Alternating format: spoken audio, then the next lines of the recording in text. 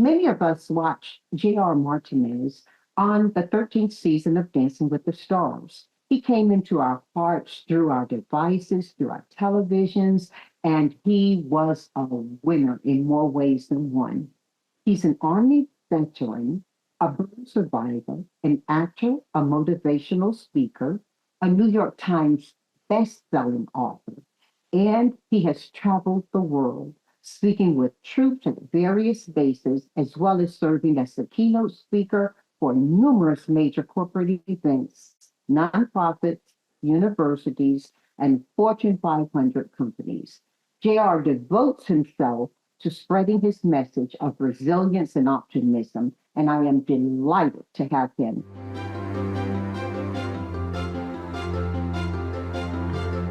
JR, welcome. Thank you so much for having me. It's a pleasure to be here with you. Oh my goodness. I'm just so thrilled to have you here. You already know that I've been such a fan of yours and that I was a voter, and that's saying a lot because I don't do the voting. Uh, Honored me so much, not just through your dance, but through your whole life story. For our family listening who may not know your story, especially what happened in 2003 and your Mhm. journey since then, can we jump right into it? I'd love you to walk through what led you to joining the military and what happened for you in Iraq and immediately after. Yeah, thank you for that. So for me, my mother's from Central America. My mother's from El Salvador. Um, I grew up, my mother raised me by herself, and at an early age was self-aware of what I had. And although as kids and as people, as adults, we do this as well, we have a tendency to get caught up in that comparison game. And I, found myself no different than a lot of my peers comparing, oh, they have the nice, they have the clothes or they have the shoes or they have this. And I wish I had that. Or, early on, I remember going to El Salvador with my mother a few times. I went a few times before I graduated from high school. And I had this perspective that was introduced to me that allowed me to appreciate what I did have in this country. So I may not have been able to have all the things that I wanted, but I definitely had everything that I needed. I mean, I had a roof over my head. I had a mother that worked hard, that provided a lot. I mean, if I wanted to go get something to eat, I can go get something to eat. It wasn't that big of a deal. I mean, it was like, listen, I wasn't eating lavishly, but nonetheless, I can go out to eat if I wanted to. And what that did is that gave me a deeper appreciation for this country. And despite its flaws, which we all have our flaws, there was a deeper appreciation for what this country gave to my mother and therefore gave to me and my family. And when 9/11 happened, I was a senior in high school. And I remember watching it on TV and just thinking to myself, wow, and just trying to comprehend, like many people, what was going on. And then, I'm not going to sit here and say that that was the sole reason why I decided to join the military. There were many variables that factored in. I tried to go to college, and listen, I was very stuck in listen, we've all been told to do that exercise where you get a sheet of paper and you take a pen and you write out, where you want to be in 6 months or 6 years or whatever the time frame may be. And the problem with that, at least in my experience, has been is that when you write that in ink, if when you come back to that point and you're like, man, 6 months, I'm supposed to be here and you're not there, a lot of us have a tendency to say, well, forget it. Things are not going my way. I'm just going to give up. I quit, right? Or whatever term you want to utilize. And what I've learned over, since then is, you got to write things down in pencil because there's always some room to kind of erase some things and be like, wait a minute. Okay, what I thought I wanted in 6 months is not necessarily what I should be doing in 6 months, or everyone's trajectory is different. And so, I wanted to go to college and I wanted to play football. And unfortunately, I was able to go to college. I wasn't going to be able to play football for 2 years because of academics. And of course, that wasn't what I wanted. And I was stubborn and, young kid out of high school wasn't what I wanted. So I just decided, well, I'm not going to go to college then. If I can't play ball, that's what I want to do. And I just I got a job locally in the town that I grew up in. And or graduated from high school in, and I just was going through the motions. And then, you know, as cliche as it may seem, I saw a commercial one day on TV, and it talked about the military. Mm, And I went and spoke to a recruiter, and, I spoke to all the branches, but I went to an Army recruiter, and they said, listen, this is the information. And I remember thinking to myself, wow, I think I figured it out. I think I know exactly what I want to do with my life. And it wasn't necessarily my life. That's actually not correct. I was only thinking I was going to do 3 years. That was it. And it was my way of giving back to this country. It was my way of getting money for college. It was my way of traveling, seeing the world. It was my way of kind of getting away from the small town. And I'd always had this dream as a kid that there was this whole world out there that I wanted to see. I wanted to experience. I wanted to be part of that world. And the military was my opportunity to fulfill all of those things. And, listen, my mother was not a fan of me wanting to join the military in 2002, which was a year after 9/11, and we were already in Afghanistan. And so we as a country were in conflict. My mother didn't support that. mhm, And one of the gifts that my mother did give me as a child was her willingness to sit down and listen to me. And I think and that's something I really try to do as a parent now, where I may not agree, I may not understand why my kids want to do whatever it is that they want to do, but I'm going to sit down and give them a little bit of time for them to kind of work through those thoughts and be able to feel comfortable that they can come to me and communicate those things, because that is something my mother did for me. And even though she was against the idea, I remember sitting down with her and saying, let me break it down for you why I want to do this. And at the conclusion of that conversation, she said, okay, I support you. So I joined the Army. I went to basic training. And just to give people a timeline, I don't want to be too tedious, but September of 2002 is when I joined, and I was in basic training until December of 2002. January of 2003, I was assigned to my unit. In March of 2003, I was on a plane going overseas.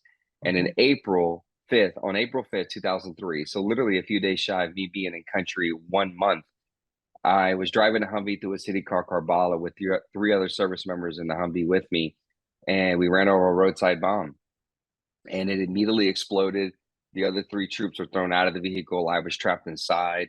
And within a matter of seconds, this Humvee was engulfed in flames, and I was pinned, and I was completely conscious going through this excruciating pain. And, you know, the, as much as I can sit here and go into great detail about, I remember seeing my hands and seeing the way my hands were changing. And I'll leave the detail there and leave it up to the imagination to sort of fill in the blank. But um, the thing that I tend to focus on at this stage of my life about that period, but that point in my life is this. I remember as I was in the Humvee and I was pinned and I couldn't get out, and I was feeling this excruciating pain. I remember looking out through the front of the Humvee and seeing chaos and seeing people just running around. And there were many instances in between each gasp for air, in between each scream for someone to please come and help me and pull me out. My eyes would get really heavy, and they would be on the verge of closing, and they would close, and I would allow them to close. And in that moment of my eyes being closed, there was this calmness, this peacefulness. I didn't feel the pain. All I felt was my breath. mm, All I thought about was my mother's worst fear. I thought about me being 19 and my life was going to end this way, and I was never going to do X, Y, and Z. And if you talk to anybody that has had a similar experience, I think all of them would confirm that time has this really interesting way of just slowing down in that scenario. And and then I would remind myself, if I keep my eyes closed, I'm giving up. I can't give up. And I would open my eyes and I would continue that vicious cycle of screaming and yelling and gasping for air. And the reason I focus on that is because I'm at a stage in my life, I'm 40 years old, mhm, and I'm getting back to a place where I'm starting to take care of myself a little bit better than I have been over the last few years. I've been conditioned to go, go, go, go, go, and do, and spread yourself so thin, thin, thin, thin, thin, and never take inventory of the bandwidth of what you can take on and what you should. maybe kind of say, hey, I can't do that right now. That's not the best use of my time or energy, etc. And I've been practicing yoga, and yoga for me is not about the physical component. That's the extra bonus for me. For me, it's about getting me back to that stillness, getting me back to that breath work, getting me back to connecting to me. And I have, for the last 21 years, and through my recovery, that I almost spent 2.5 years in a hospital recovering, I have really tried to focus on, in the midst of all the chaos, how do I silence it? No Mhm. matter where I am, no matter what's happening, I could be in the middle of New York City and I can find a space where I can close my eyes and I can go inward and block out all the noise. And I think that that is something that is incredibly important for so many people to exercise that, because like I said, we are in a society where we're constantly conditioned to just go and do and take on, and we're not, one, allowed, taught, let alone allowed, to pause, to sit still. But then we're also not comfortable being still. We're not comfortable listening to ourselves, to paying attention to ourselves. And so it's there was I mean, there were so many beautiful lessons that came from this experience, and I live by those things till this day. That breath work, finding gratitude, and finding things to be grateful for, even though, maybe from the outside you're thinking, or maybe even when you're in it, you're like, there is absolutely nothing to be grateful for, because I feel like I can't breathe. Like I feel like the weight of the world is on my shoulders right now. I feel like I'm gonna lose this. This is not. I don't have control. I don't know what's gonna come.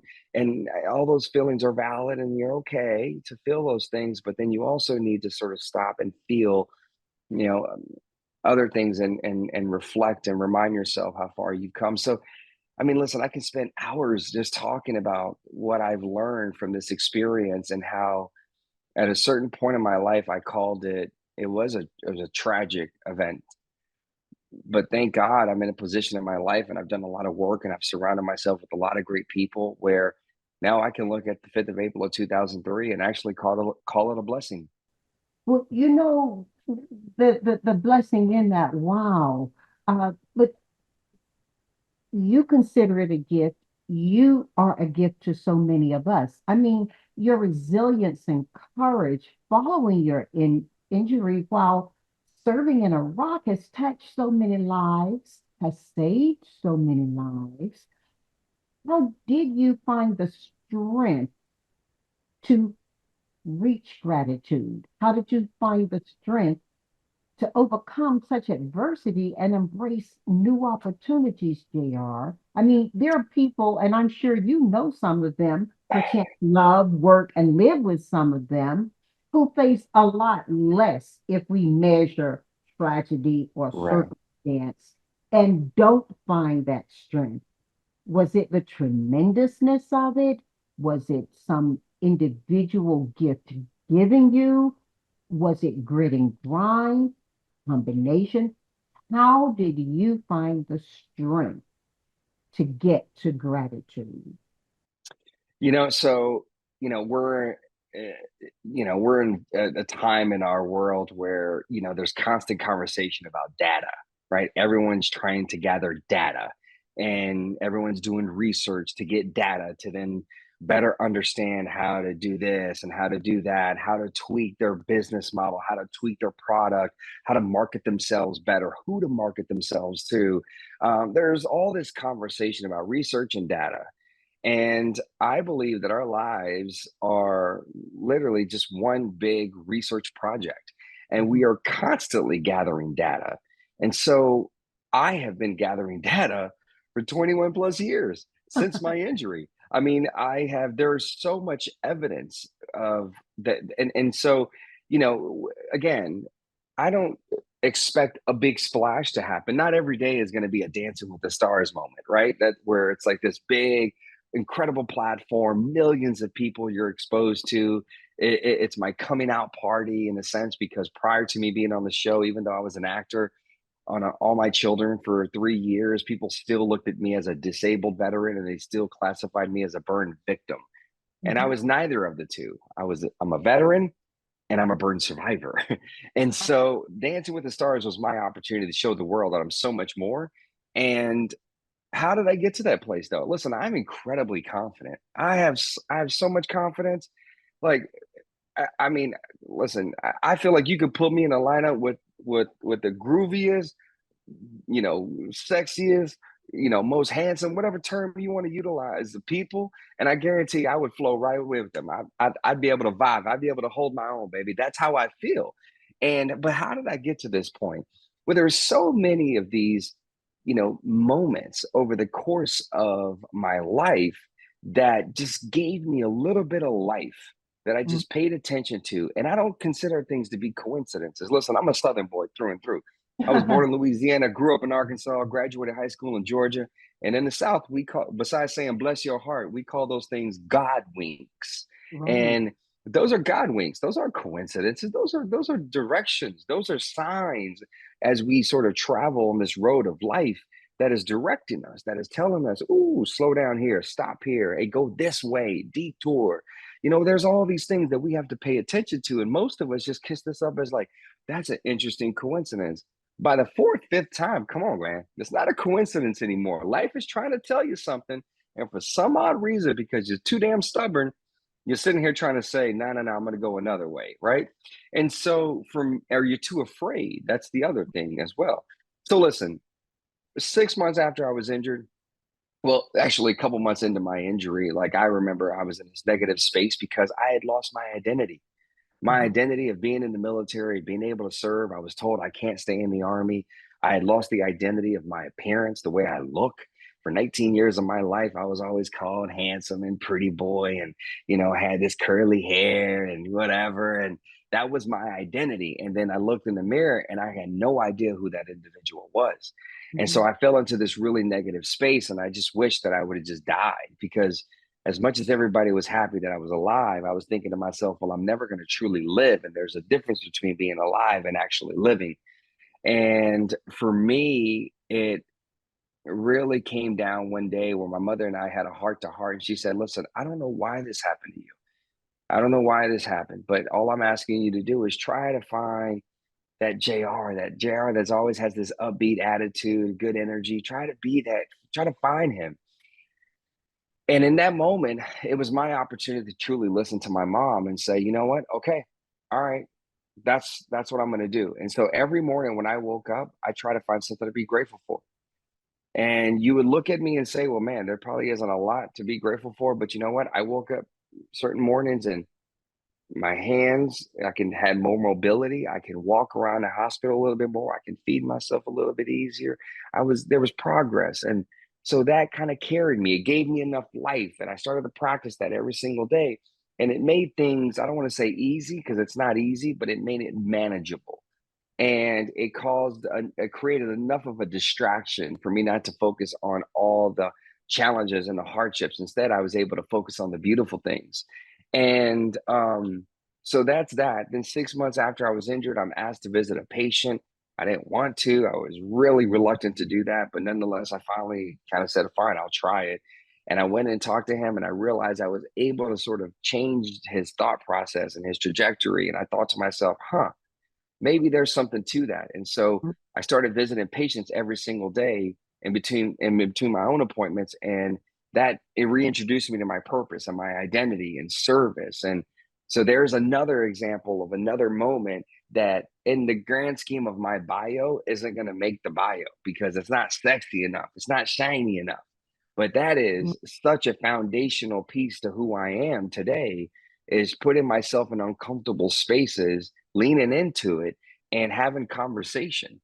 And so there's Mhm. that. And now that feeling starts to carry me for 6 months. And then, a year after I'm injured, I meet Oprah. And I get, wow, I get to talk to Oprah. And I'm talking to Oprah. And I'm 20 years old, a year out of my injury. And ooh, that carries me a little bit longer. And I'm constantly just building on all these different experiences. When I started speaking, and I started speaking to maybe 25, 50 people. And okay, half the room were, receptive to what I had to say, and welcome what I had to say, and welcome what I had to offer. And I'm like, oh, okay, that's good too. Now I'm getting more confidence. When I was 19 when I was injured, so I'm turning 20, 21, 22, 23, 24.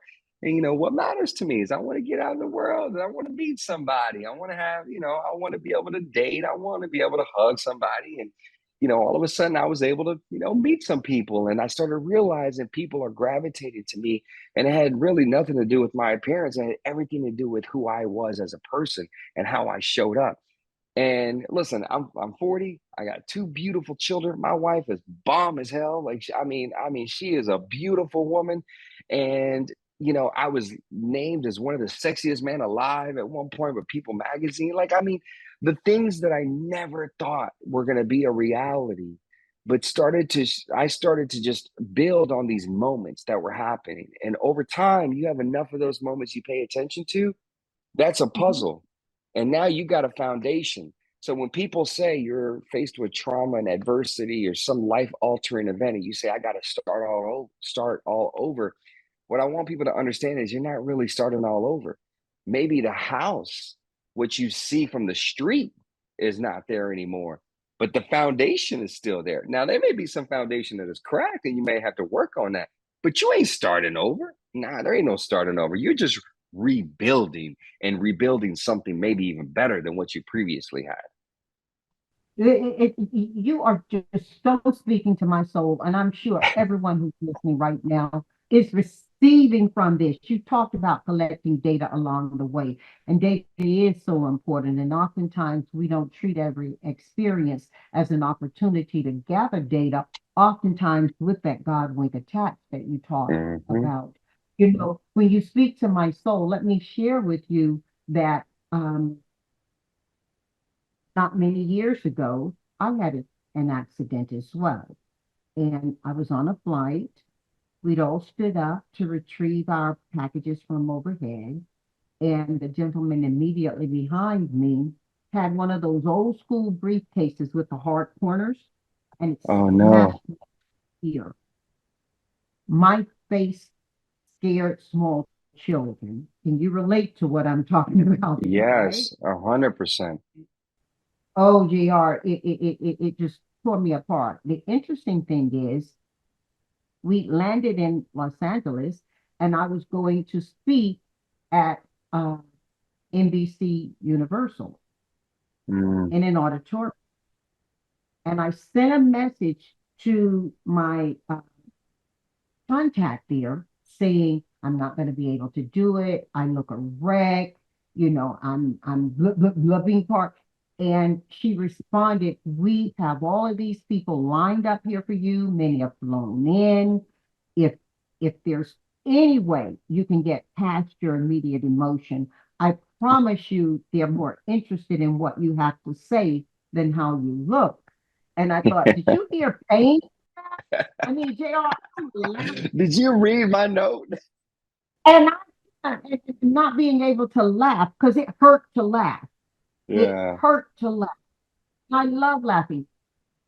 My brother was with me, as he was so often during that time. We worked together, and he encouraged me, go ahead and do it. Just ask them not to film it. And they agreed Mm. to it. Everybody received really well. Time progressed in the immediate months after that, and I started to shy away from external activities, only meeting with people inside my company. My daughter and my son sat me down one evening as adults. Um, and because my husband had said, I'll support whatever decision you make. You'll always be, the beautiful woman I married. I do Hmm. see where you have issue with your appearance. Our kids sat me down, and my son said, Mom, people are more interested in what's coming out of your head than what's on your face. Mm. And my daughter said, You're not going to get better staying home. You'll only get better getting out. And Mm. she introduced me to acupuncturists who worked with me. And I got to where I am now. But even as you were talking, I started to feel some of that same pain and stiffening that often occurs for me. Hmm. And living through it again as you were sharing it, and you bring it to such a bright place. JR, from your perspective, what do you consider the key qualities or strategies that many of us may cultivate, excuse me, that many of us may cultivate to navigate life's unexpected challenges? Listen, I gotta first and foremost just take a second to applaud you and just kind of throw it back on you in a sense. And I think what you just exuberated and what you just shared with all of us, and I think your willingness to just show up. And what I love about what you shared was, um, you consulted with a couple of people you trust and you love, and you were vulnerable, and that's what I heard. You were vulnerable and you shared your fears and your concerns with those closest to you about why you didn't want to do this. And at the conclusion, you listened and you showed up. And what I also love is that as parents, I think we often get caught up in this trap of where we believe we're the parents, we're the adults, we know everything. And yeah, we know a lot more than our kids. I get that. But our kids are our greatest teachers. Our kids are constantly telling us and showing us things that we need to work on, we need to identify, um, we need to pay attention to. I mean, our kids are our greatest teachers. And what I applaud you for doing is when your kids sat you down, despite your husband saying, "Hey, whatever you want, I got you." You were willing to listen to your children. And I think there's a lot of people that would re- would completely have pushback on that situation. Um, I have many examples of it in my life of people that I love dearly that, when I tried to, come to them with constructive criticism, not an attack, but because of where they were emotionally, they unfortunately perceived it as an attack when it never was the intention for it to be that. And therefore, it prevented them from actually hearing anything that I actually said. Instead, they went on the defense.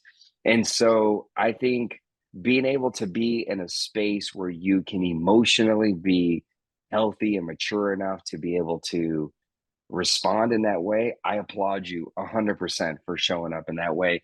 Um, I think for me, I think the key, I'm in a space where I'm really having this conversation about vulnerability. And as a male, and as someone who served in the military, someone who played sports, vulnerability is not a word that is part of that should be part of the vocabulary. A lot of people maybe know the word, but they don't know what it feels like. And feeling vulnerability and knowing the definition of vulnerability are two very different things. And I didn't know vulnerability for a very long time until I was 24 years old, so almost 5 years after I was injured.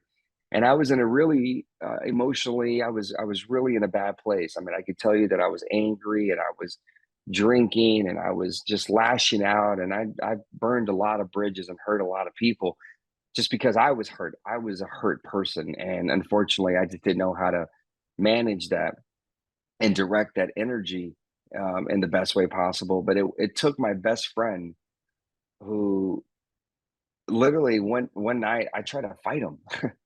I mean, I tried to Hmm. fight him, and I'm 5'9", 200 pounds, and this man is 6'5", 275 pounds. Like, I mean, this man is he's a machine, and I tried to fight him. That tells you that I was not in the right state of mind. And I remember, instead of him engaging in that when he could have, he instead told me to.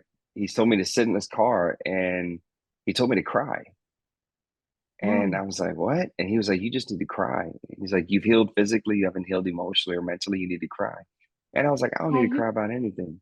have you intentionally or consciously cried between the time in Iraq and then? So I spent a lot of time, and I'm a big advocate and a fan of when you feel it, you gotta lean into it. And Mm. I know, like, I'm a big fan of, like, man, I don't know why at this stage of my life, like I said, I'm 40, but I feel like over the I feel like it's been since my daughter was born, and she's 11 now. She was born in 2012. And I feel like ever since 2012, I don't know, man. There's things that just all of a sudden just hit me a certain way. And all of a sudden I get emotional. Like I can be on a plane listening to music or watching a show, and then all of a sudden something just strikes me, and I just get teary eyed. I don't know.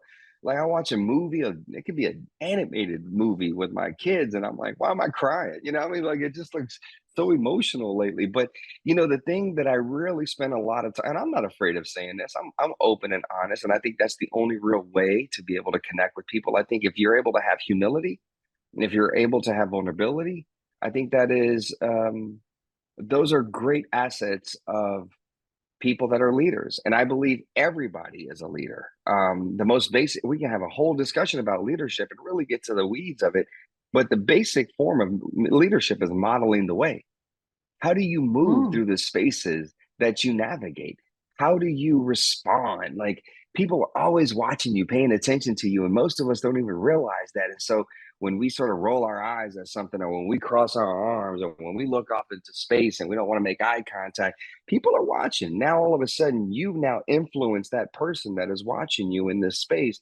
Now they're going to start reacting and responding that same way. Now someone else is watching that person that watched you, and now they're like, why is he or she doing that? Okay, now you have influenced two or three or four or five, 10, 15, 20 people, depending on what your circle is. And so the most basic form of leadership is modeling the way, right? And so I want people to understand that. And so for me, between that time of me being injured and my best friend and I having that interaction, oh boy, were there a lot of tears. Listen, it probably wasn't the best thing for me to be doing, but I would go home to my mom's house in Georgia and go into my room, and my room looked out into, it's like this tree line, and I, would sit there in the middle of the night and everybody would be asleep, and I would be in my room sitting in a chair facing out the window and only seeing the moonlight. Literally, that's the only light that was shining down into the tree line. And I would just write, and I would cry, and I would just write. And Mm. and I think that was the most healthiest thing that I can do, was write. And a lot of it, I was mad and angry, but that's okay. I needed to get that out. And that was a safe way and a space for me to be able to do that. I love that I was Mm. able to write it, because years later, I was able to go back and read it and then realize and appreciate the journey and how much I've grown. And I don't get paralyzed by post traumatic stress anymore. I now get elevated by post traumatic growth. And so Wow. you have to be able to be able to reflect and go back. And so for me, I was always crying, but I never showed it in front of it and outside of those walls. I never told anybody that I cried. And it wasn't until my best friend that sat me in the passenger seat, and he said, "You need to cry." And I was like, "I don't need to cry. What are you talking about? I don't need to cry." And literally I started crying because I was hurting, and all I needed to feel was a safe space. And my friend didn't say, here's a book or here's a podcast that talks about vulnerability. He modeled the way. He created a space that made me feel safe. And let me tell you how important that moment was and how much of an impact it had on my life. So every time that he and I interacted prior to that moment, he would always end a conversation, whether it was over the phone or in person, by telling me he loved me. And now my father left when I was 9 months old. There was no man in my life. And so I wasn't conditioned to hear another man tell me he loves me, and for me to let alone repeat that back. And so every time he said that, I'd be like, all right, bro, I'll talk to you later. Like it was just kind of weird for me that he would say that to me. Well, literally that night when I cried and I started to really share a lot of things, and I just kind of just like all these emotions started to flood out. I was the first one that looked at him and said, I love you. And it was because of a feeling. And that's the thing, that's the beautiful thing about humanity, is that we spend so much time finding reasons why you and I are not the same. And what we should be paying attention to is what makes us the same, and why there's so much intersectionality between all of our lives is because we're human beings that are feeling. We all feel. We all know what a feeling is like. right? I may not know what it was like to be on that plane and to have that object, strike you in the way that it did and affect you, but I remember I can connect with that feeling because I've had something similar. And so instead of me saying like, "Oh, I don't understand," and so there's a division there. No, I connect with the feeling of how that made you feel. I connect with the feeling of how you felt vulnerable and how your identity shifted. I connect with that emotion, and that is what we should always be connected with on a human level. Because first and foremost, before anything else, what we are is human beings, and we need to Right. be we Mhm. need to be human. And so for me, it's now, he's 17 years older than me. He's like my big brother. He's like a father figure. He's like, he's like the godfather, the grandfather, the uncle to my children. Like he's everything to my family.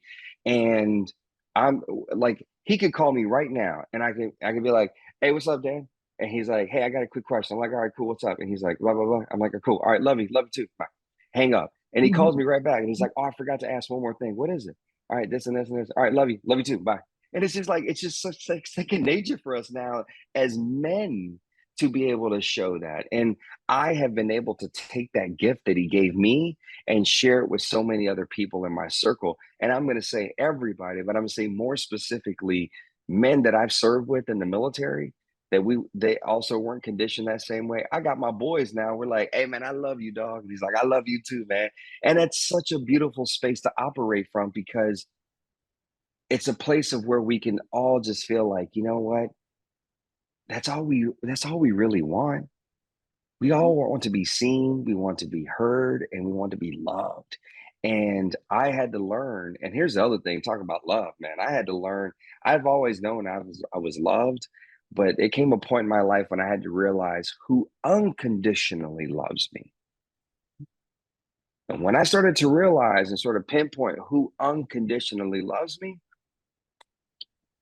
I was good then. Then I started my wings started kind of expanding and I started taking off and soaring because I knew that no matter what I did, no matter where I went, no matter if things didn't work out, I had my people that were going to love me unconditionally.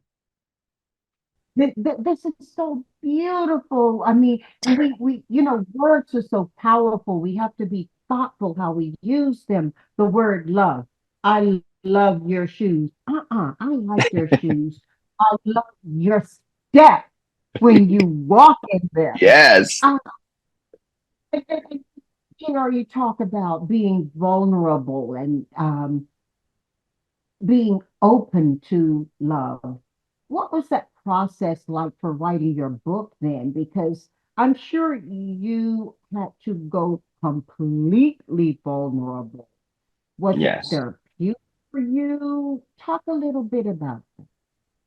Yeah. So from a therapeutic standpoint, I think I think the book writing process, although this wasn't the intention when I embarked on the journey, um, it it was quickly clear to me that I had spent a lot of the years just trying to reach the next thing, the next goal, the next dream, right? Trying to capitalize on all these opportunities that were presenting themselves because I don't know how much longer I'll have this opportunity and this window will be there. And so I was just trying to capitalize on as much as I could.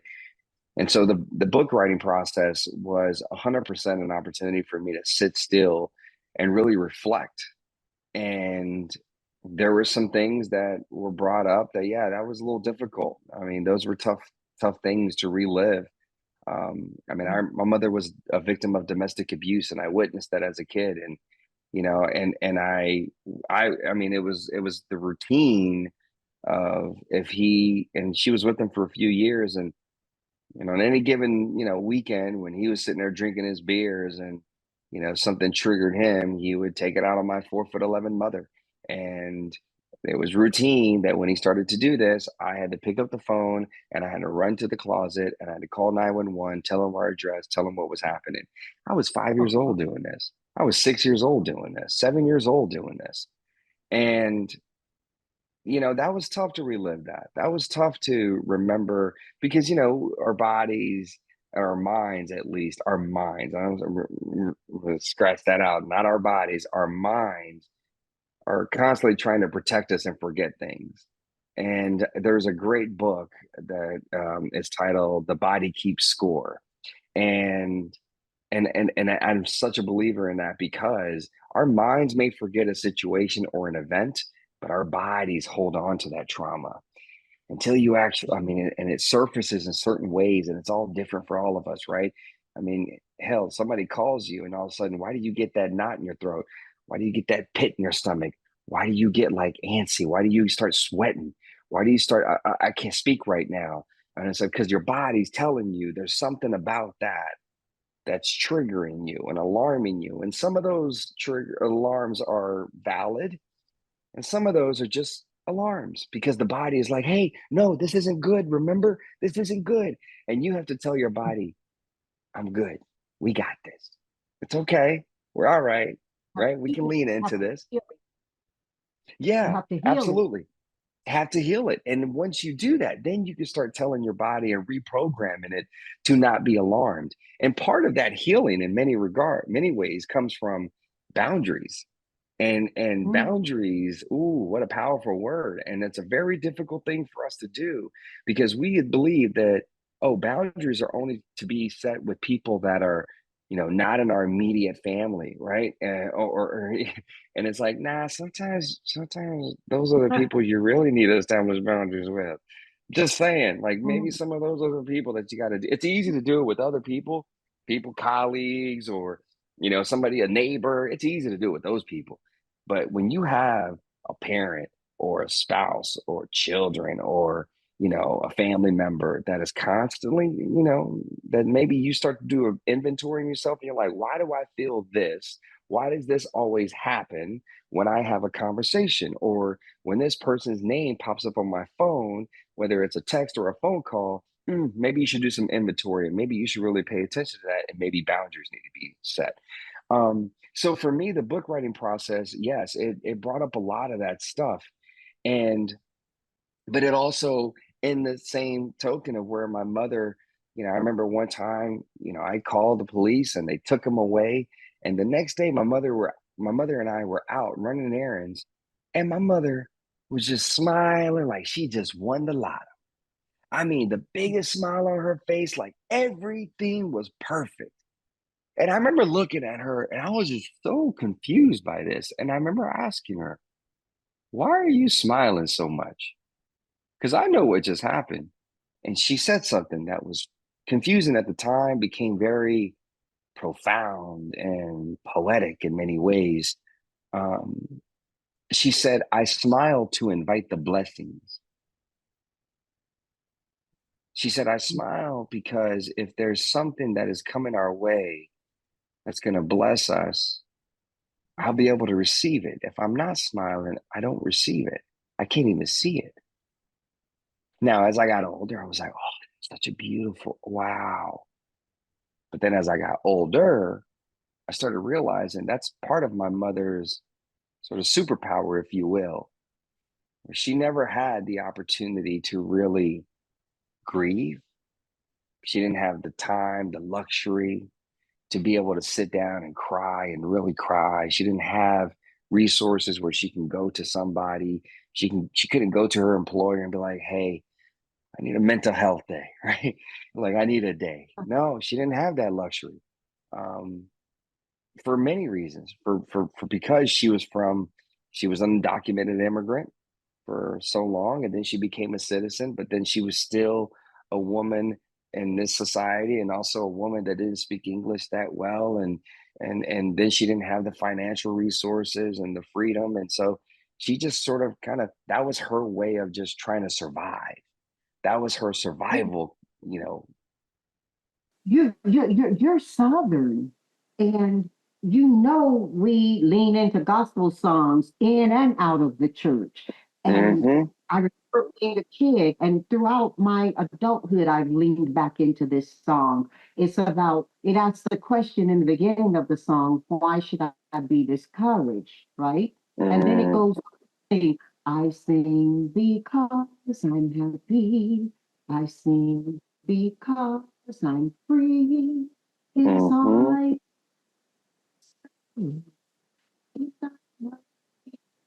just me. That's about inviting the smile, inviting the opportunity. Your mother was wise, so Yeah. good, so strong to recognize that gift. And she's gifted you with that energy and that synergy to life. JR, I mean, think about it. You've become a prominent advocate for veterans and burn survivors, people thrivers, right? People thriving. On a day to day basis, though, there have got to be some key issues that you become passionate about. Like, you're laughing. Go there. Go there. Listen, and to your point about, that, so that book writing process, even though it brought up a lot of things that may have been difficult, it also brought in those reminders and those beautiful blessings. It also, as I wrote about the time and my recovery, and yes, that was a difficult time, it also reminded me that, oddly enough, when I sat down and I reflected on stories and people and the time I spent in the hospital, I missed it. I Mm, missed being in the hospital. And it wasn't because I like people poking on me. It's because I didn't, it's not because I like, people coming in the middle of the night and, drawing blood or checking vitals and waking me up and eating the food that they serve you. And it wasn't because of all that stuff. It was because of the people. It was because of the way the people made me feel. It was because of the way the people showed up. They loved what they did and they found pride and purpose in it every single day when they showed up. And I felt that. And they worked outside of the scope of work, if you will. They worked outside of the job description parameters and they showed up as human beings. And they were my therapists and they were my friends. And so the book writing process really, although it highlighted pain, of course, it also brought up all these beautiful memories that in many ways I had forgotten, because I've just been so busy living, creating new ones. But it allowed me to really reflect and appreciate on the journey. And so when people say, hey, never look back. I kind of disagree to some degree. I don't think you can drive down the road always looking back, but I think it is helpful every now and then for you to pause and look in that mirror and look behind you and see how far you've come, see what you've accomplished, see what you've endured, and see what you've survived. And that's going to help you for that next intersection up ahead, for the next 17 miles, 1700 miles, whatever it may be. Um, but as far as, like, the things that, I think the thing that I frequently see as a father and as a husband in my home of four, I see that there are a lot of things that I still need to work on. I see that there are things where, patterns that were in, habits and traits that I was introduced to that I sort of lived by as a child that find themselves creeping in. Like I remember, I never forget, my daughter was 4.5 years old, um, she, there's an interesting story there, in regards to my wife and I. My wife and I, after a year, my daughter was a year old, we separated. And it wasn't mm, like, hey, we're just going to spend a little time away from each other. No, it was 100% a clear break. We were not in the same house. We were doing the visitations. It was legit. And my mm, daughter came to me on a Friday and she was going to be with me for the weekend. And I remember that Friday evening, getting ready for bed, she said, "I miss mommy." And I said to her, I said, "Well, you just saw mommy, and you're going to see her in a couple of days. You're with daddy right now. Don't you love daddy? You don't love daddy?" And she's like, "I do love you. I do love you. I just miss mommy." And I was like, and I got triggered, and I guilted my daughter, mm, and I let her go to sleep with that guilt. And I called that guy, my boy Dan, and I said, "Man, this is what I just did." And he said, "All right, you identified it. How do you fix it?" And the next morning, my 4.5-year-old daughter, who's, you know, there's only so much she can comprehend, but I told her, "I'm sorry. I was wrong. Daddy made a mistake." And for her to comprehend and understand. And so I think for me, what I constantly am working on is trying to break a lot of these patterns and trying to, listen, there was a long history of me when things felt like they got difficult, when I was on the verge of being vulnerable, I ran away from people, I ran away from relationships. And, listen, it all shook out the way it was supposed to. And I'm happy where I am, but I'm also still learning how to continue to lean in and be that example for my children, um, and my wife too. I mean, for all of us, we're all teaching each other. And so I think those are daily things that, I have a struggle for a long time. Disappointment was a difficulty for me. I mean, people were constantly disappointing me. People would say, I'm going to do this for you. I'm going to help you. And then weeks and months would go by, and I'd circle back and they would all get frustrated. Like, hey, we got other things we're doing first. And I'm like, well, don't waste my time. Like, and then I became frustrated and disappointed in people, but I've realized I'm in this space in life where I realize I've kind of put a lot of my life on other people managing things. And I realized that I need to take control and I need to be the one that's going to sort of, drive this ship. I'm the captain now, as they say, right, in the movie. And so, I realized that I need to be the captain. I need to take ownership of this and I need to direct this thing. And whoever's along for the ride, hey, let's go, because it'll be one hell of a ride. Amen. And you talk about your relationship to your daughter and how you self-corrected the next day. If I recall correctly, you have a motto or a mantra that says it speaks to being your own hero no matter what. How do you define being your own hero and not blurring the line toward narcissism? Ooh, that's a great question. Um, I think for me, one, I don't foresee myself as a hero or anything of that nature. I know what I've accomplished. I know what I've done. Yet I don't perceive myself to be that. Um, I think for me, kind of like what you talked about earlier with your children. I think it's just I trust my kids. I trust my wife. I know that their intentions are not to hurt me. And so when they sit down and they say, "Hey, you're kind of not taking accountability for something," I may not agree with it and I may not like it, but I'm like, damn, is there truth in that? Is there some truth in the fact that maybe I haven't really been accountable? Like I'm not really being apologetic about something that I did? Or you know what? Maybe I did tell them to do certain thing and then not do it not be hypocrites and or double standard, and maybe I'm doing that. And so when they sit me down and they talk to me and they tell me, I think for me it's just you got to understand the people you love and trust. And I've identified those people and I know who those people are. My best friend Dan is always telling me about myself and I'm telling him about himself, and I'm like, hey man, you got to chill on that energy with towards this or that or with this person and that person. And he tells me, hey man, why is that bothering you so much? I'm like, ah. And so I think for me, it's just a matter of really just doing inventory of knowing who the people are that are in your corner that got your back through and through. I love that. I love that so much, and I mean love in the strongest sense of the word. Um, it's kind of like um, being certain you remember to ask the question: Is there what is in here for somebody else? Huh? What is in here for somebody? Mm-hmm. You you speak a lot.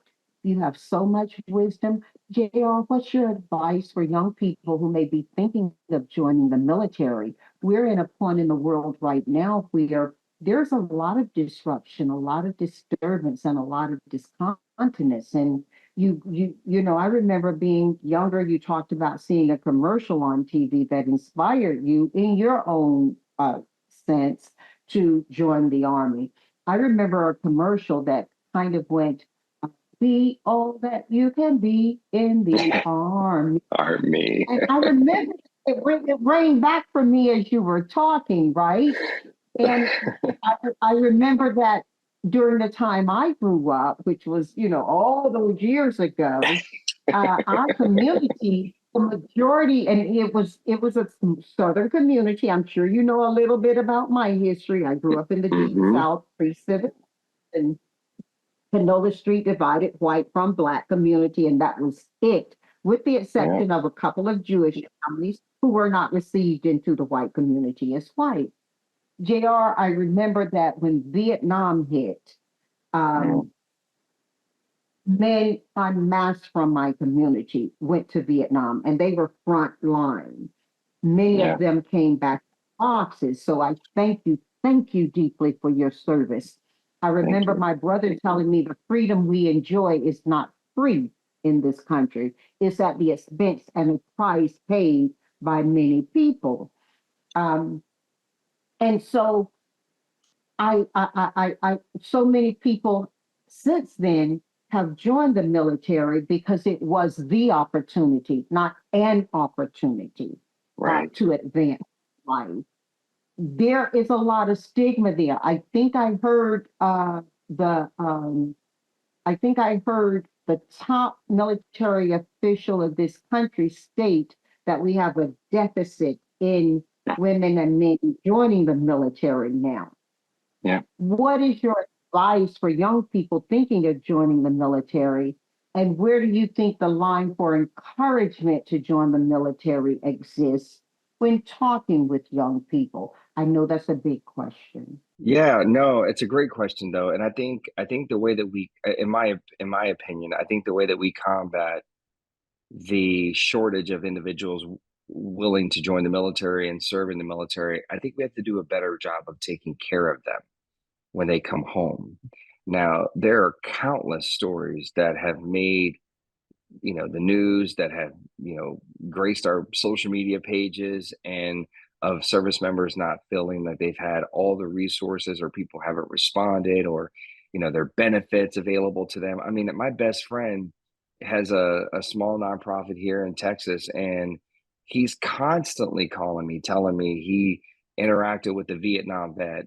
He interacted with the older veterans, and how they didn't even real. I mean, there was a veteran that was living in a mobile home, like a really small mobile home, and they needed a ramp, and they reached out to his organization, and he showed up to kind of assess and see kind of what the situation was, and he looked at the home and he said, "Man, this is not good living conditions. I mean, we can do the ramp, but that's not going to fix all these other things, that issues you have." And so he was able to get a new one, a bigger home, donated, and that had a ramp.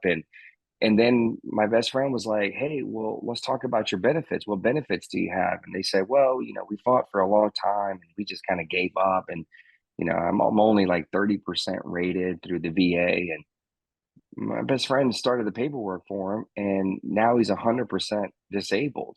And what that means for them is, this is a man that served in Vietnam, and has lived with the trauma that he experienced in conflict. And him and his wife, to feed themselves, were going to a local food bank to get food. And because they didn't have enough money to survive, and they were living in these conditions where they were making probably like 500-600 bucks a month, because she had to be a caregiver to him and look after him. And they went from that to now being 100%, where now they're getting well over $3,500 a month. And now they donate to the food bank where they used to get the food from. And that's just one of, unfortunately, many, many, many, many, many, many stories out there. And I think that we have to do a better job of taking care of them. Now, from a medical standpoint, I received the best care in the world. And I think that's true for a lot of service members. When they're injured, they're treated. But once they get out, or for those that aren't injured in a physical way, Right. I mean, because there's a lot of troops that have the hidden scar, as we talk about, right? And so I think we just have to do a better job. And I think people are reluctant to join the military because of the fear of, like, well, if I'm willing to put my life on the line for a country, is the country willing to fight for me? Is the country willing to take care of me and defend me? And I think we have to, we have to change that narrative, and we have to do a better job of taking care of. So that's what I see first and foremost. Now, as far as, what do I tell, people that want to join the military? And I have a lot of parents that come up to me and say, my son or daughter or my nephew or niece are thinking about joining. What would you say to them? And a lot of them say, tell them no. And I say, well, I'm not one to say do it or don't do it. What I will say is, just be smart about what it is that you want to do. I think that's the key. Like, right, you need the fighters, you need the frontliners. I mean, I was one of those, but I kind of naively jumped into it, and I'm going to be an infantryman, and I'm going to go fight. And had I not been injured, what would have been the transition from the military and being an infantryman to getting the job in the civilian world, as we call it, right? Like, there's probably very few streamlining opportunities for me to be able to do things in the civilian sector. Um, and so I've always encouraged, hey, what is it that you're interested in? What is it that you're passionate about? I lived in New York for a long time. My wife is a born and raised New Yorker, and in New York, we all know, is incredibly diverse. And I've lived in a lot of places, and I feel like the second place that it's incredibly diverse is the military. There's a lot of diversity in the military, and not only just from a people, but from what you can do, because the military needs everything. And so, what is it that you're passionate about? What is it that excites you? What is it that you can potentially leverage the military to spend all this money on giving you the extensive training to do it at the best of your ability in the military? But then when you get out, whether it be 3 years, whether it be 10, whether it be 25, you can then easily transition into, hey, I'm going to go into the workforce and I have this skill set, I have this training. So I don't sway people away from, joining. I don't try to persuade people to join. I want people to understand that there is always a possibility of deployment. There is always a possibility of being in conflict. There is always a possibility of the unfortunate, which is either being wounded, being unfortunately making the ultimate sacrifice, or even witnessing someone being wounded or making the ultimate sacrifice. There was always that reality. And you really have to do a gut check with yourself, a reality check, and have that honest conversation if that's something that you're willing to embark on. And not everyone is, and that's okay. And I want people that, if they have that conversation with themselves and they come to the conclusion and they say, nah, the military is not for me, I want those people to know it's okay. That's fine too. Like, you don't have, like, you could be a supporter and you can be a huge voice for us, because the popular soundbite is less than 1% serve in our military, right? That's the popular soundbite, which is true.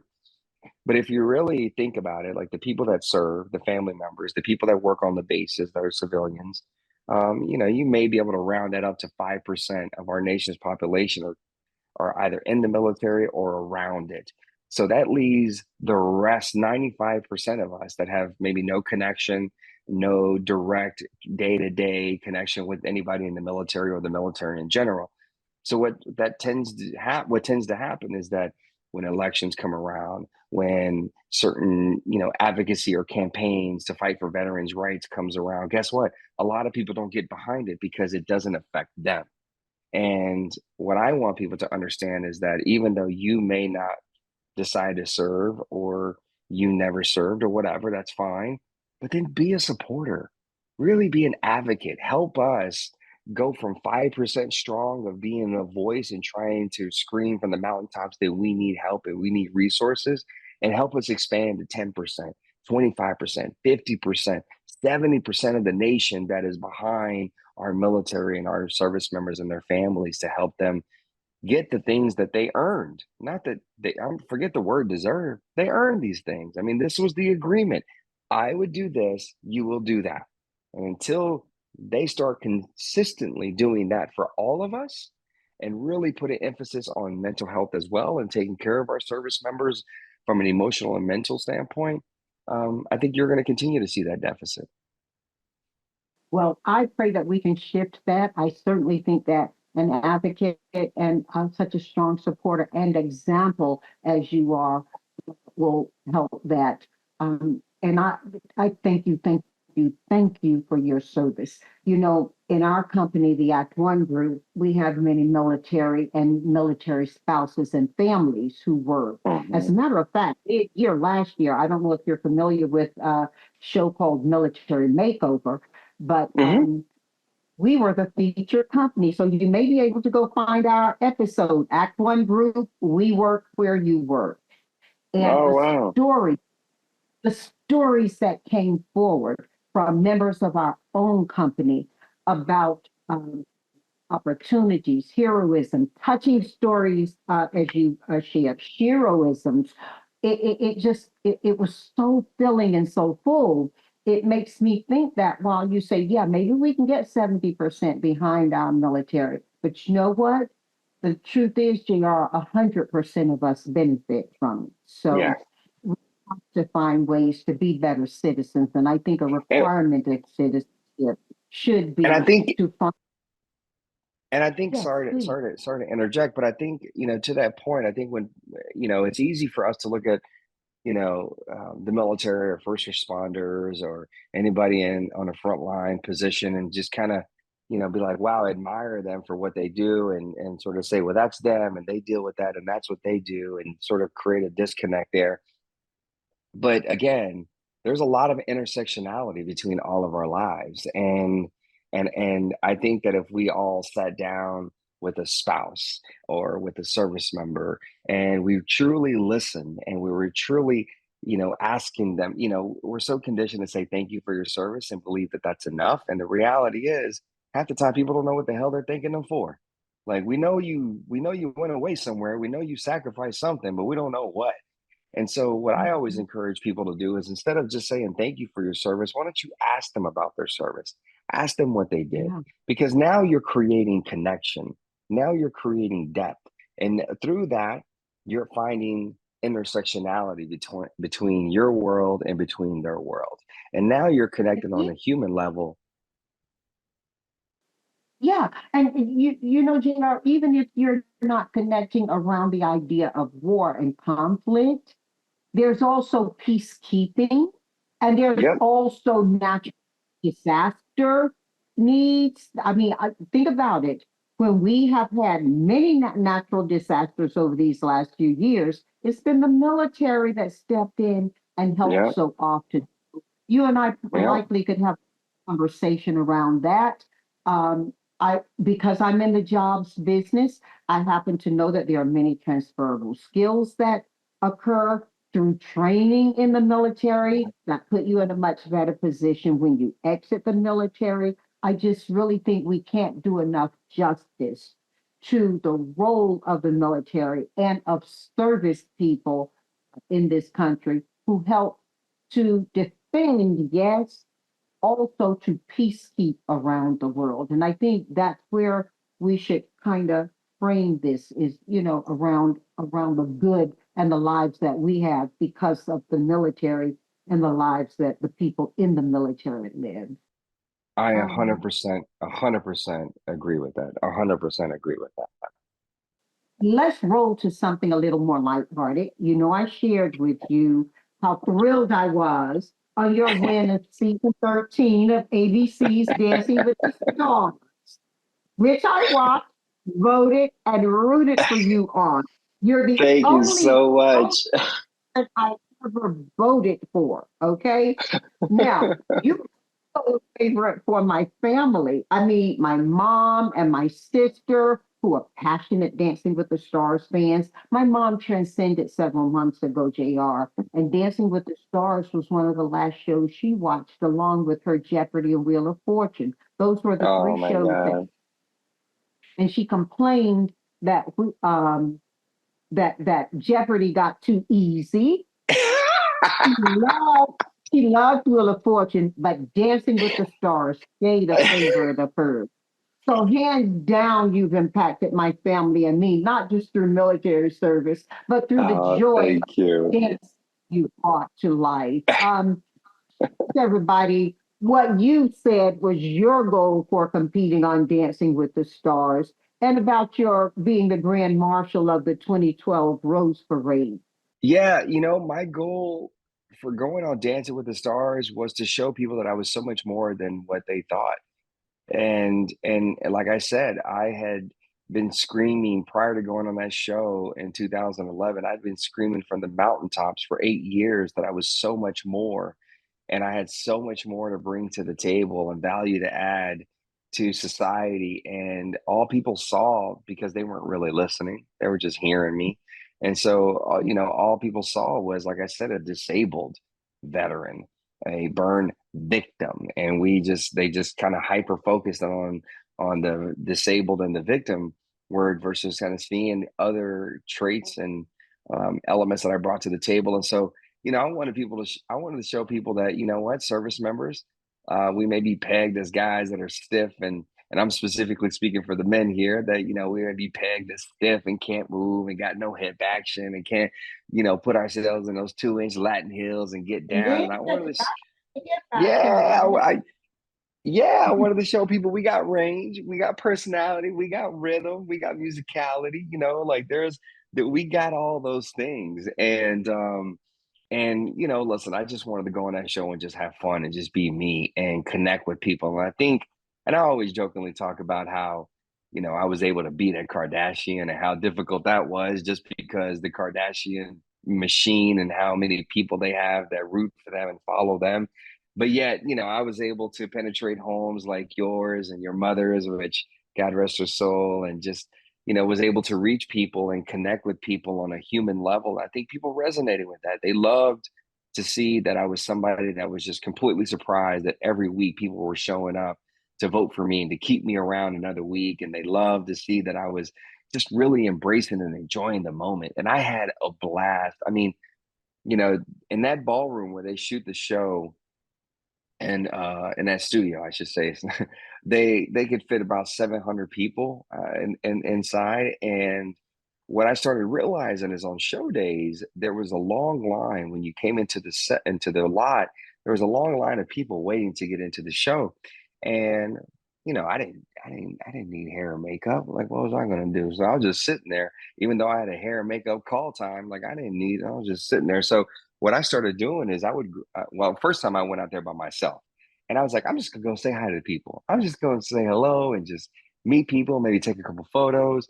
And it turned into a bigger deal than, because I was incredibly naive. And the security guy was like, man, you can't do that.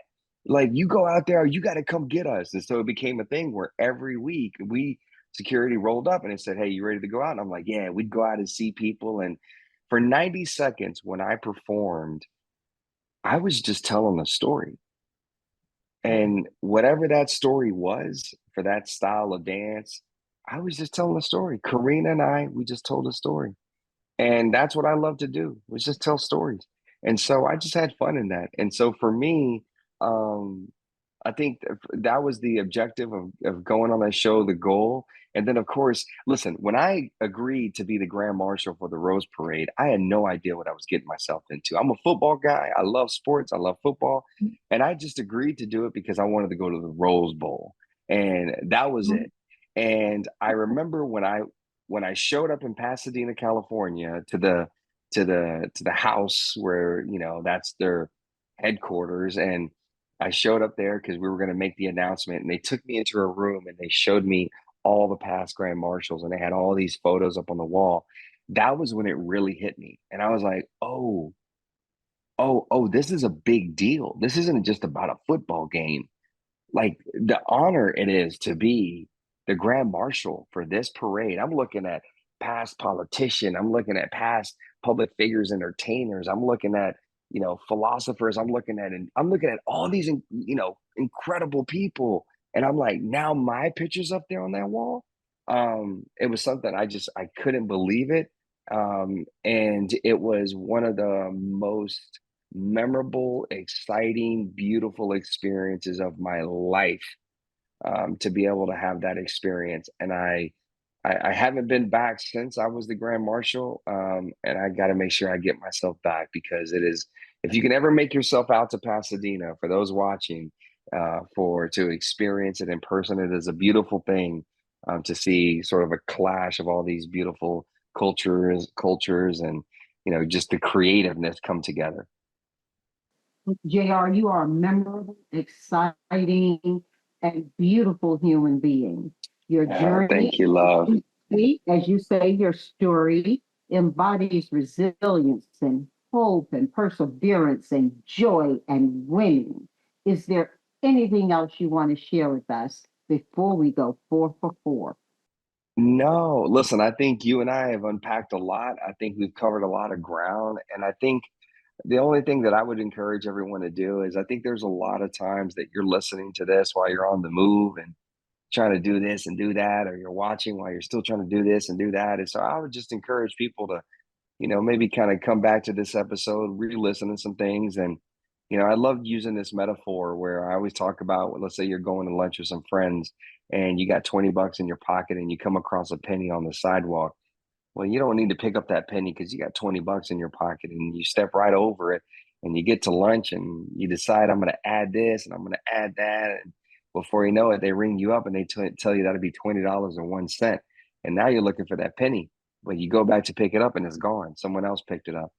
And the point of that is simply just because you think you have everything that you need right now at this point in life, somebody, something is always dropping some change. And just because you don't think it's beneficial to you where you are in that very moment, you still pick it up and you still put it in your pocket. Because 5 steps from that point, 50 steps from that point, 5,000 steps from that point, you're going to wish you picked up all the change along the way. And so for me, that's what I would encourage people is like, listen, I don't care. I don't know where you are in your life right now, and that's fine. But come back to this episode, maybe listen to some of these stories, some of listen to these anecdotes, and maybe some of this will help you through whatever it is you're going through. With gratitude. Thank you. Thank you, Let's love. go 4 for 4. So I'm going Woo! to ask you Oh, four this is questions. that. This is where I'm nervous. This is where I get nervous now. No nervous, just fun. Uh, look, let it shine, let it shine. There are no wrong answers. You're going to give me 4 answers to each question, okay? Okay. And the first question is, you get to host a dinner. You may invite 4 guests to dinner from any time in history to present, as long as they are human, okay? Who's at your Okay. table and why? So I'm a like I said, I'm a sports guy. Um, Football, basketball, I love it. Growing up in Arkansas, there wasn't a professional sports team, and this is the '90s, and the Chicago Bulls were dominating, and I just became a fan of Michael Jordan. And my birthday's in June, and so the finals were always in that same week of my birthday, and sometimes the Bulls would win it on my birthday or day before or day after, and I would always say Jordan won it for me. That's my birthday present. And so for me, Michael Jordan is somebody that I just admire, just the way he played, the way he approached, the way he prepared. Obviously, what he's created just from an entrepreneurial standpoint, from a business standpoint, and also his philanthropy work. So I think Michael Jordan would definitely be somebody just because I would love to just kind of hear all of those stories and really pick his brain on just so many things, just because I'd geek out on that. I'd probably say President Barack Obama. I've had the luxury of being able to be around his wife, Michelle Obama, a few times, and delightful and pleasant and beautiful. And so I think he would be somebody that I just admire, just not even, politically, just the human being, the way he carries himself and what he's accomplished. So that would be somebody. I'd probably say Gandhi.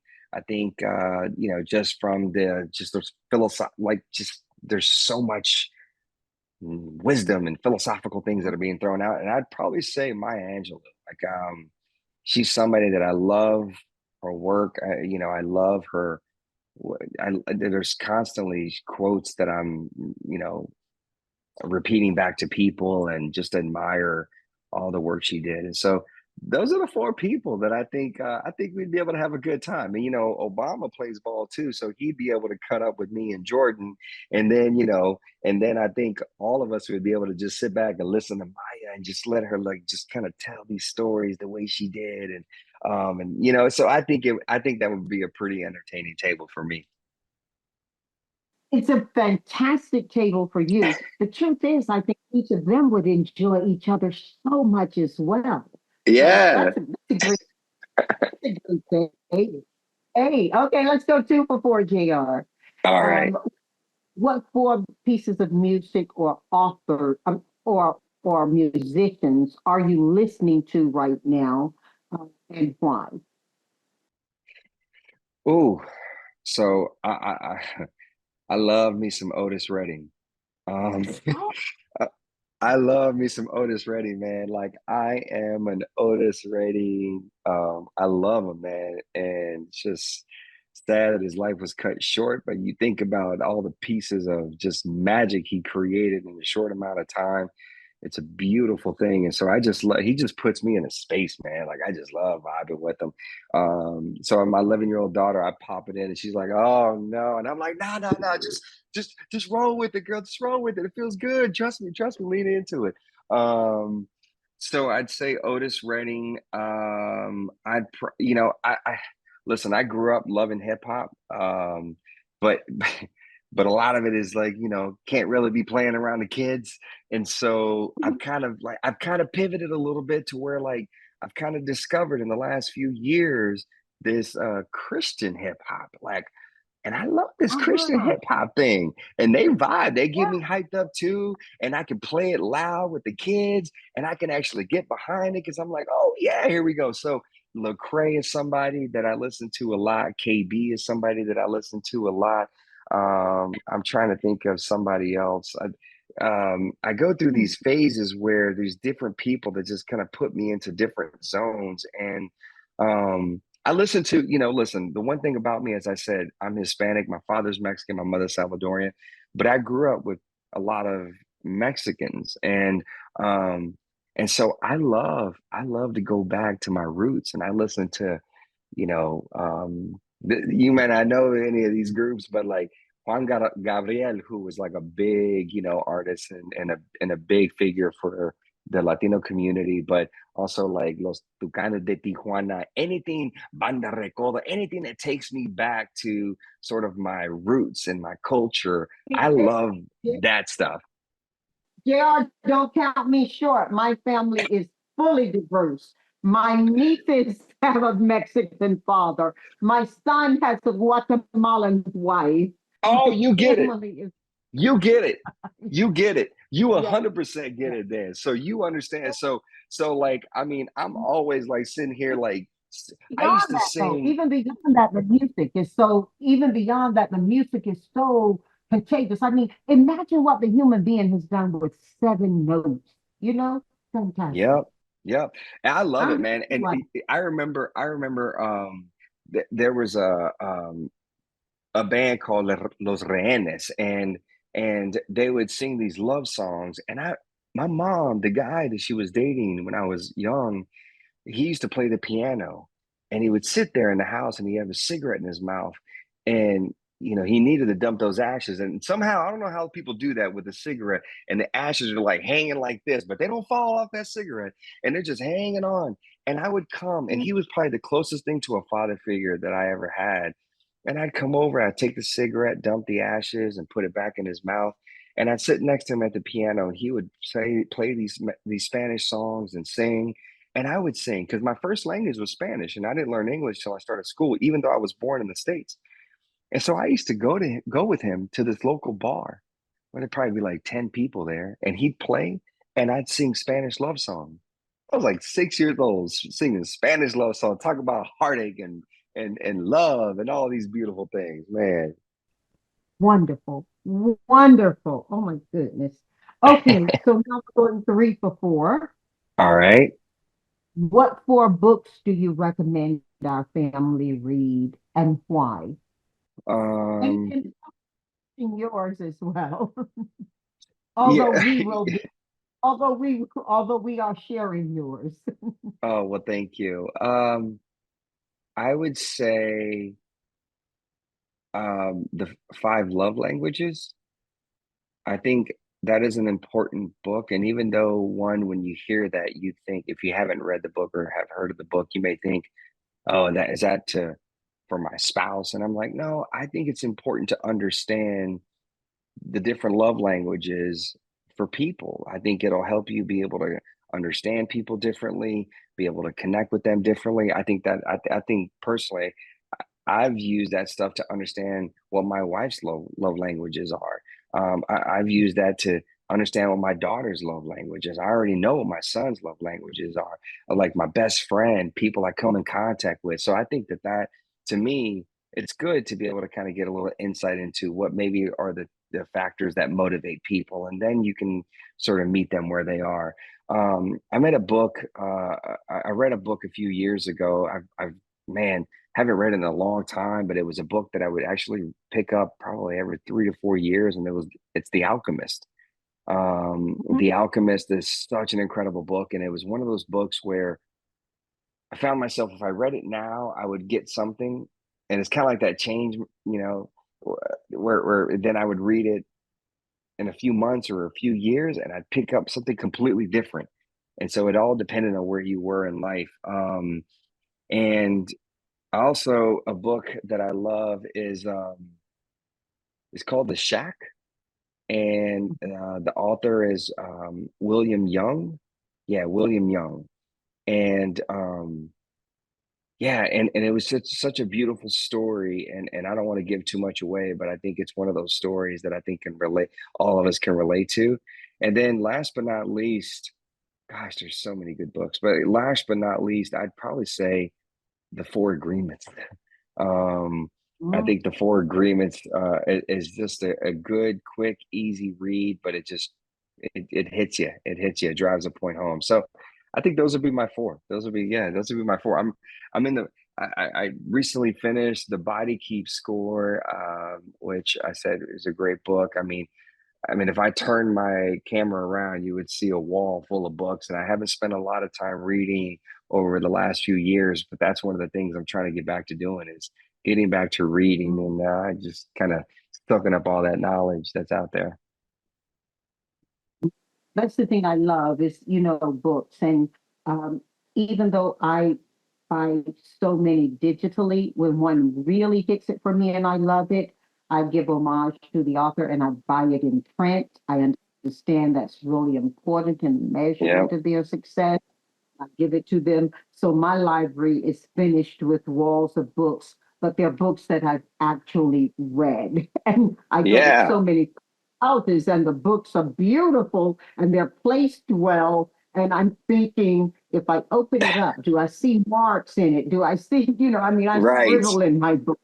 So I just Well, love it. We have especially during COVID, when all of us figured out we had to have, a studio in our houses, and then all of a sudden, all those books that we collected, we never read them, but we used them as props to put our laptops higher up. So, but it was like, hey, won't you take that damn computer from underneath that laptop and read it? Read that book. that. Okay. Okay, we're going 4 for 4. You've All given right. beautiful, beautiful thought to this conversation. If we've not exhausted you, please share with us 4 pieces of advice you think is important for our family to have. And if it was gifted you by someone else, then yes, do give homage to the author of the advice. So I think the first thing is, and we touched on it a lot in this conversation, was really practice vulnerability. That was something that my best friend taught me. I believe that it has allowed me to create deeper connection and with people and the work that I do.